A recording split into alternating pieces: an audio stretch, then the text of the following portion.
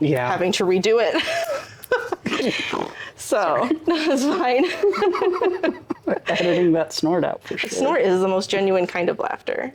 Welcome back to the Bonsai Artist Spotlight. We're picking up where we left off with Carmen. Rain chased us into a new spot, but we're back at it, fishtailing a second azalea. There's plenty of tree talk and the occasional snort laugh, apparently. Let's jump in. So in bonsai, we talk a lot about the story a tree is telling, especially when we're first styling it. Could you, or would you mind telling us, when you look at this tree that's already been styled, what story comes across to you? So that's a great question, particularly with a tree like this, because it's such a bizarre style. In that you don't see this maybe as frequently as you see other styles, the whole exposed root thing. And it's almost hard to picture where this might naturally occur in nature, especially something this tall. And so I think it's kind of hard to figure a natural story for it, but it is a very beautiful tree and has a very unique shape and style. And, you know, maybe it was on a cliffside and it kept getting washed away over time, and so the roots slowly became exposed, and you know, the tree overcame all of that. I don't know, but I think sometimes the story maybe isn't as dramatic as we make it seem. Like maybe this wasn't living on a mountain for 500 years, but that's okay. It's just a pretty thing you saw in your garden and you want to highlight it, and I think it's allowed to be that story too.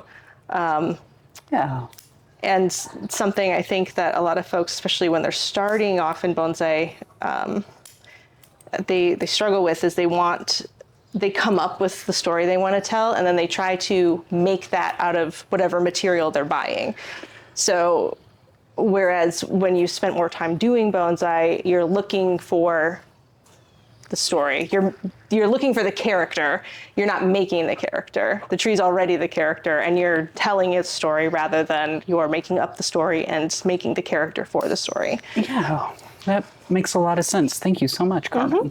I would fully agree with that. I was definitely guilty of, like, especially when I was first starting, going to the garden center and it's like, this one's going to be a cascade with no clue what even makes the structure of a good cascade, right? Yeah. Like, that's what kills me a lot about like some of the like beginner bonsai videos on YouTube in particular, that, you know, they'll get this random nursery stock. There's no context for like why they're the why. Yeah, and they might not even have that. They're just like, oh, we're just making a cascade without any real reason to, just to do it, and using material that is not like cascade material. So that really irks me a lot, because it makes a lot more sense to find something that already has that movement or that story to tell, and then go from there. Right, and then adapt to the material. Yeah, work with the tree. Yeah, and you know, I think that's partially born out of the fact that bonsai is so new here in the States. Like, we don't have that heritage of maintenance, of carrying it forward. It's all we have is raw trees. Yeah, we're just starting out. I feel like that is the reason for why we do a lot of things that maybe are not traditional or the same quality as like traditional Japanese bonsai. It's not because we don't necessarily care. It's sometimes just out of ignorance, because we don't know or have the experience or have the time invested. And you don't know who to go find and learn from. Yep, exactly. And so a lot of it is just because we're in this infancy stage. And in addition to that, there's social media and the internet. And so everything gets shared all the time, whether or not it's good information or bad information, or quality or not quality. You know, I'm blanking on the term for it, but high arts kind of around the world right now are experiencing this weird phenomenon where there are more students trying to pick up the art than there are teachers. Aha. That's interesting. Yeah, right? So a friend of mine actually does enlightenment paintings. right? Mm-hmm. And he's Okay. like taught himself and is very well respected for doing that specifically within the Orthodox Catholic community. Yeah. He's been doing it all of 10 years, and now he's like one of the best people to go learn from. Sure. And I think that's something across the board we have to learn to grapple with is getting more teachers out there to get that information, because otherwise people are just going to teach themselves, and that can only go so far. yep, unfortunately.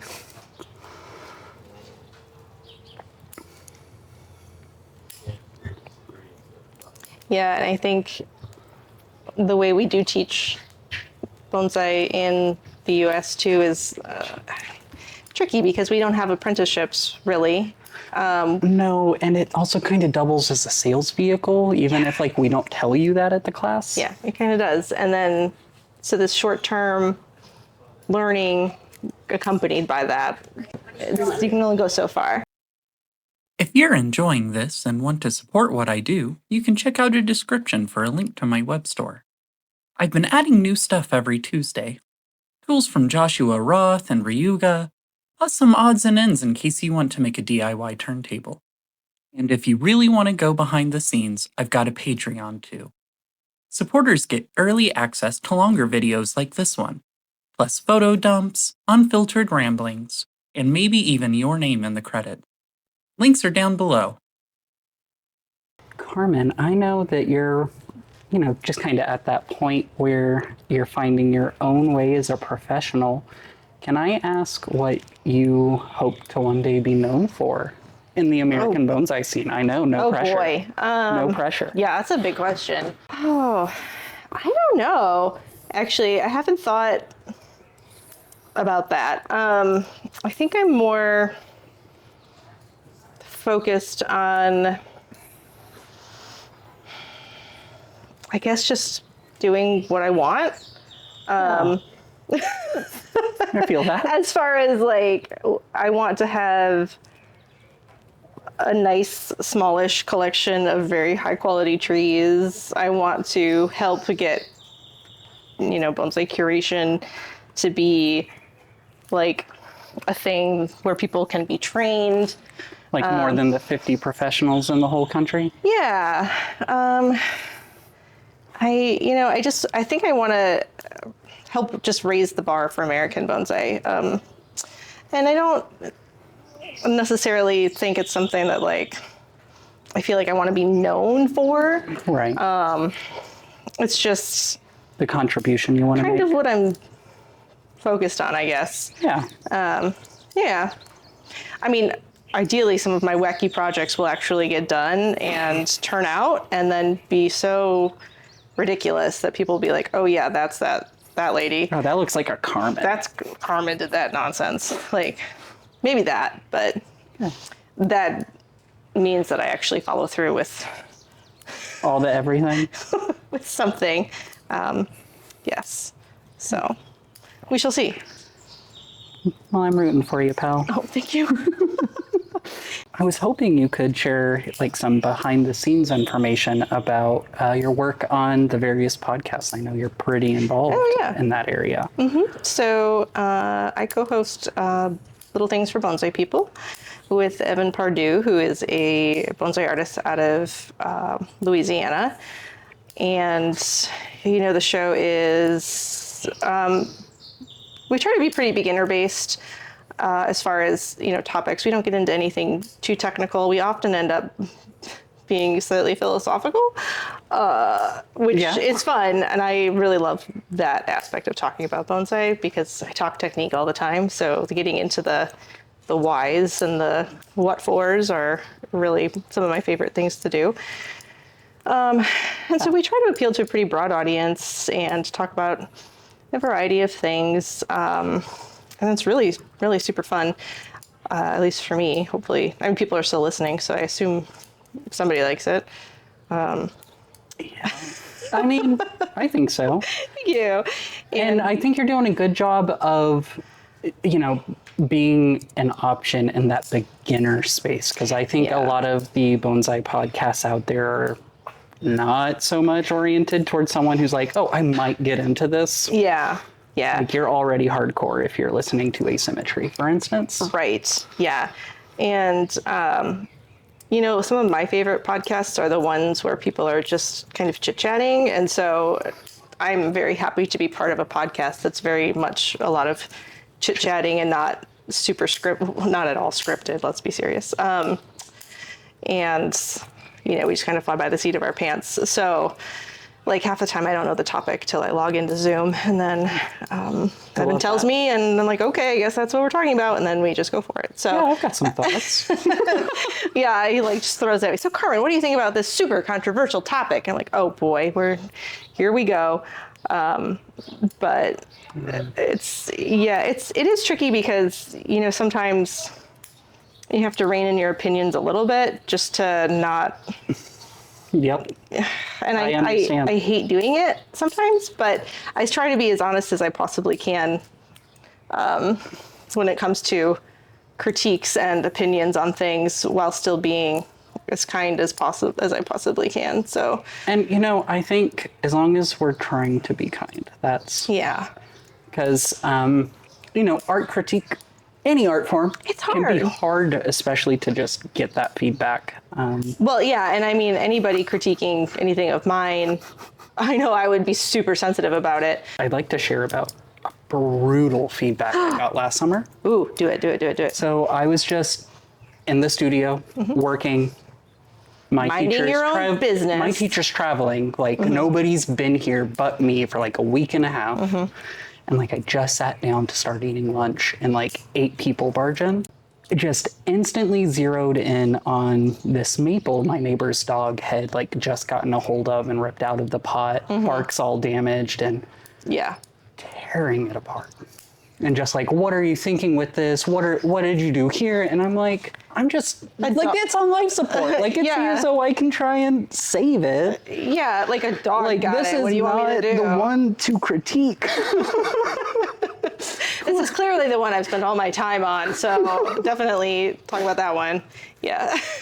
And I don't think being brutal is going to get you anywhere anyway. Like people do best, I think, when they're nurtured and like not coddled, but like, and you know, I haven't really critiqued any of my own work on, well, maybe once or twice, but on the show, but just so people are aware, I am my own worst critic, hardest critic. So I will show you every single thing. Like I'm well aware of every single thing that's wrong with all of my work and how I intend to fix it or not.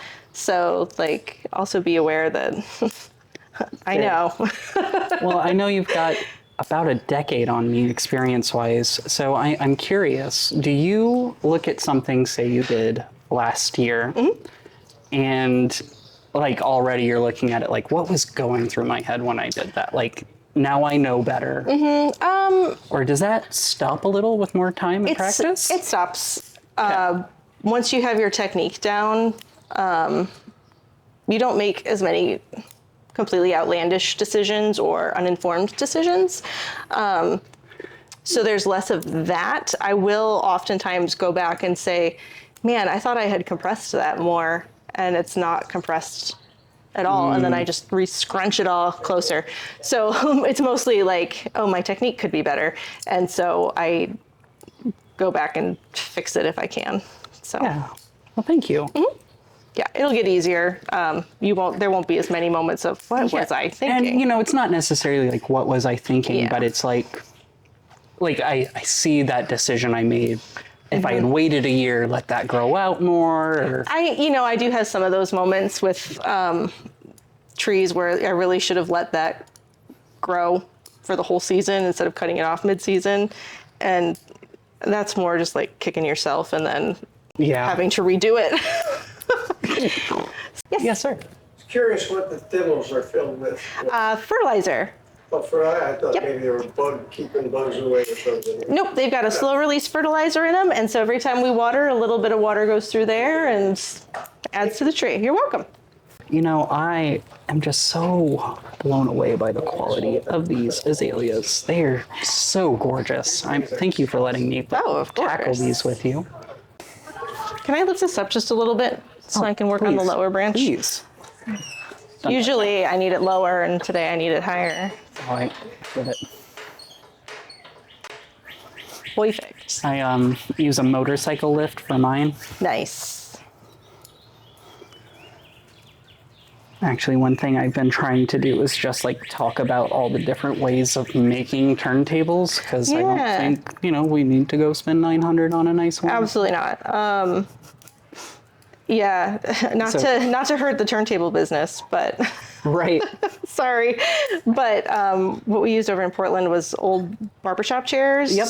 And then a flat top on just a piece of wood or whatever on top of that. So it could go up, down, lock, twirl, whatever.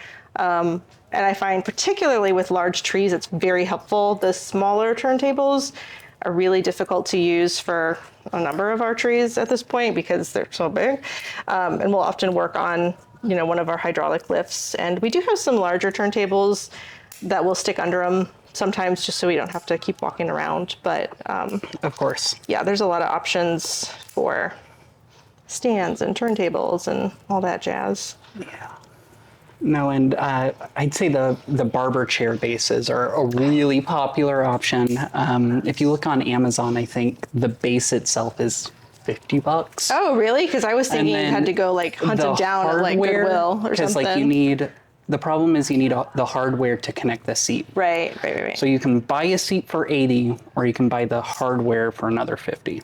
And that's kind of the trade-off. But why go toss a seat, right? Yeah.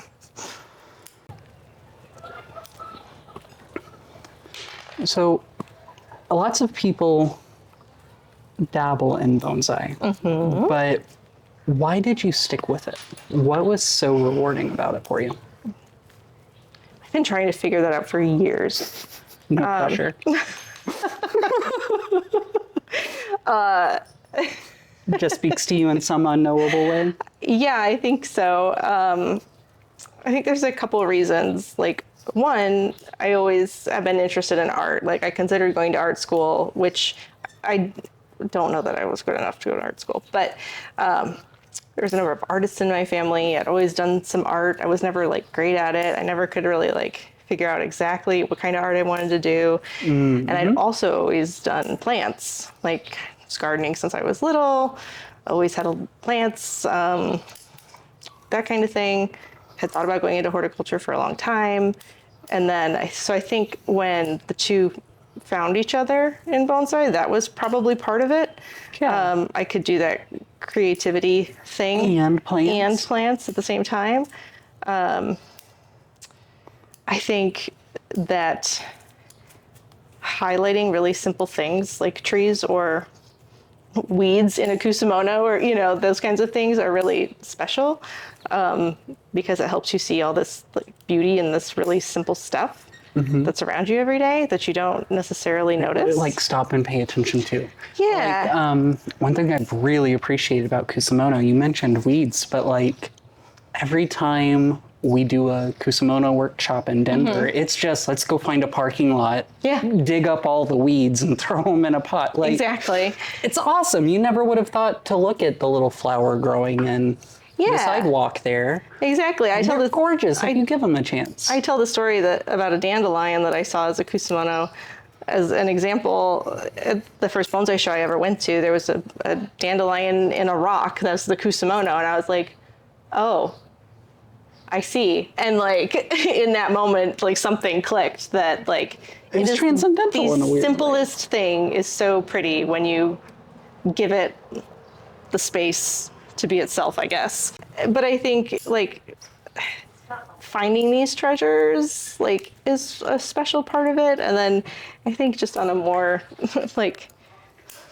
medical level, I have ADHD. And so doing something where I'm using my brain and my hands at the same time is yes, really great. So, I think a surprising amount of people in this hobby have some sort of neurospiciness going on. I concur. I find that out every day. I myself am autistic and obsessive compulsive. Nobody wants to clean tools. Let me go clean your tools. It's Excellent. so tranquil. I will so wonderful. get sharp and get all that sap. Sorry. But yeah. No, that's great. I mean, it's the same thing. People are like, aren't you bored? And I'm like, No. what do you mean? This is so great. I just cut this all day. And I do. For days and days and days. Hey, you folks have some questions? No, just looking. Thank you. Yeah, no problem. But yeah, actually, one thing I've really appreciated is getting to learn about these public interactions. Yeah. Because, you don't get that in a private garden. No, and sometimes I miss it so much because I could sit there for just weeks at a time by myself. We're making some changes to this garden kind of all the time. And one thing we're thinking of doing is making a more private workspace so we have more of a choice of when to be on display. And, in the wintertime, we aren't, the garden is closed throughout the winter. So the winter is much more solo work, which is a nice respite, but it ramps up quickly in the spring and then into the summer of kind of constant people all the time.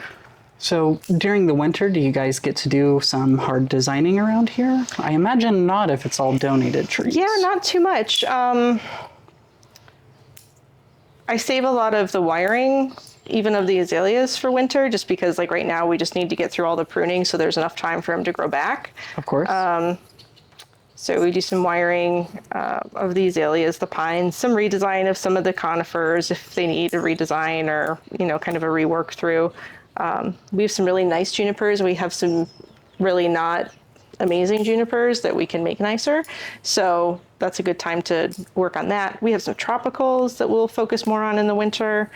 Oh, good. And so we keep ourselves busy. But that is also generally when we go on vacation or do other things. Right. We can leave in the summer, but it's like need to be in the garden every second of every day. Exactly. I was trying to find a time on the calendar to take a vacation. I'm like, Good luck. And this look at this. Time off. I mean, in the summer we have enough people between the interns and the staff that we can leave, but it's still tricky. Yeah. There's just so much going on. You don't really want to leave either. No, it's hard to step away from your kids for a little bit. It is. And even though, all the trees I take care of, they're not actually my trees. Yes, they are. Yeah. Like there's a certain ownership that comes, like, I don't mean it like ownership, but like you become responsible for them and connected to them and they become part of your being, I guess. Your family. Wholeheartedly agree with that. And you remember trees. I find myself, I remember trees. Oh my gosh. Yeah. And what work we did and when, particularly on Michael's trees, because I spent so much time with them. But even here in the collection, I'll remember what we did and when. And then you'll see certain trees at shows all the time, or then you won't see them for a few years, then you'll see them again, and you just learn to recognize them. And it's just a weird thing. It is, but it's always nice to be like, oh wait, are you? I know you. And then it's like, you've come so far in the last 3 years. Yeah, Look at you. Exactly. I love that. It's so nice. Every time I've gotten to speak with Carmen, I walk away seeing trees a little differently. Thanks for hanging out with us today. If you're enjoying these conversations and want to help support the channel, I've got a Patreon where you can chip in and get some behind-the-scenes stuff too. Part 3 is on the way, so if you haven't already, hit subscribe and stick around. See you soon!